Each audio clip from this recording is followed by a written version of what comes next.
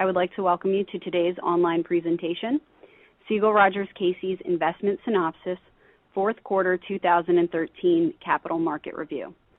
Now I would like to introduce you to our speakers. We have Armen Kevorkian, Vice President of Alpha Investment Research, Malika Nair, Associate Director of Alpha Investment Research, and analysts Keith Brocker and Cindy Lau. With that, I will turn things over to Armen to begin today's presentation. Great. Thank you very much.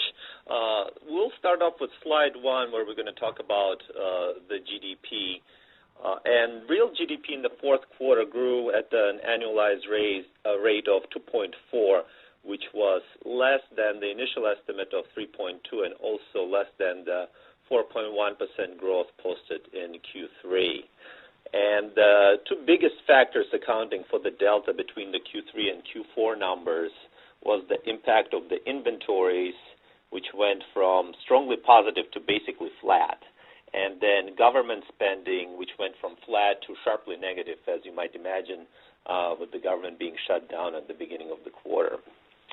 On a calendar year basis, real GDP rose 1.9% versus 2.8% in 2012. And by looking at the headline numbers alone, one might get the impression that the U.S. economy has slowed down. But, just keep in mind that fiscal contraction was a significant detractor from economic growth this year. And after adjusting for that contraction, the overall performance of the economy has been actually very solid. So moving on to the next slide on inflation, the headline Consumer Price Index, or CPI, was up 0.3% in the fourth quarter and 1.5% on a year-over-year basis. Core CPI, which excludes food and energy prices that tend to be more volatile, rose 0.4% in Q4, and that brought the year-over-year increase to 1.7%. So you can see from the numbers and from the chart as well, inflation has been quite low over time and arguably too low for the Fed's comfort. And when Janet Yellen made her first testimony to the Congress as the Fed chairwoman, she said that, quote, inflation is running well below our objective and we want to be sure that that is moving back toward our objective. So she also mentioned that inflation is one of her criteria in determining how quickly the Fed should pull back on its quantitative easing purchases.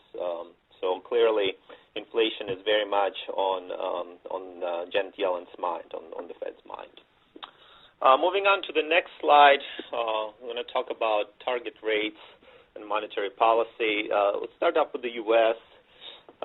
At the December meeting, the Fed announced it would start tapering its quantitative easing QE program. It started off paring back the mortgage purchases from 40 to 35 billion each month, and Treasury purchases from 45 to 40 billion each month. So the initial cut was 10 billion. Subsequently, it cut another 10 billion. But the exceptionally low target range for the Fed funds rate has been maintained, and basically we believe will continue to be maintained as long as, very least, the QE program is in place.